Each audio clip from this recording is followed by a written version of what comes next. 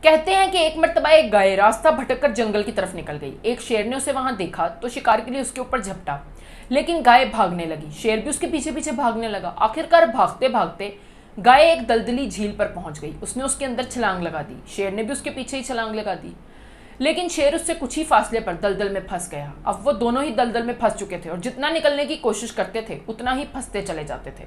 آخرکار شیر کو بہت غصہ آیا۔ اس نے دھاڑتے ہوئے گائے سے کہا کہ جاہل گائے، تجھے چھلانگ لگانے کے لیے کوئی اور جگہ نہیں ملی تھی؟ کوئی اور جگہ ہوتی تو میں تجھے مزے سے چیر پھاڑ کر کھاتا۔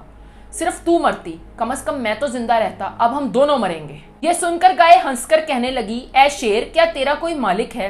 یہ سننے کی دیر تھی کہ شیر کو مزید غصہ آیا۔ تل ملا کر کہنے لگا، اے گائے، کیا تیری عقل پر پتھر پڑ گئے ہیں؟ میرا مالک کہاں سے آیا؟ میں تو خود اس جنگل کا بادشاہ ہوں، اس جنگل کا مالک۔ یہ سن کر گائے ہنس کر گویا ہوئی کہ بادشاہ سلامت، یہیں پہ آپ کمزور ہیں، نہایت ہی کمزور، کیونکہ میرا ایک مالک ہے جو کچھ ہی دیر میں مجھے ڈھونڈتا ہوا یہاں آ جائے گا، آپ کو مار ڈالے گا اور مجھے نکال کر لے جائے گا۔ یہ کہہ کر گائے زور زور سے آوازیں لگانے لگی اور اپنے مالک کو بلانے لگی۔ شام کے قریب ہی چرواہا اپنی گائے کو ڈھونڈتا ہوا ادھر نکل آیا۔ اس نے شیر کو مار ڈالا اور اپنی گائے کو نکال کر لے گیا۔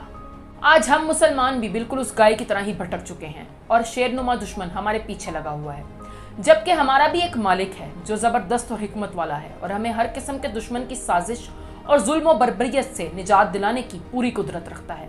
لیکن افسوس، ہم اپنے اس مالک کو چھوڑ کر اپنے دشمن کو ہی اپنا خیر خواہ اور مددگار سمجھ بیٹھے ہیں اور اس کے اشاروں پر ہی چل رہے ہیں، نتیجتاً ناکام اور نامراد ہیں، جبکہ ہمارا خیر خواہ اور مددگار صرف اور صرف ہمارا اللہ ہے۔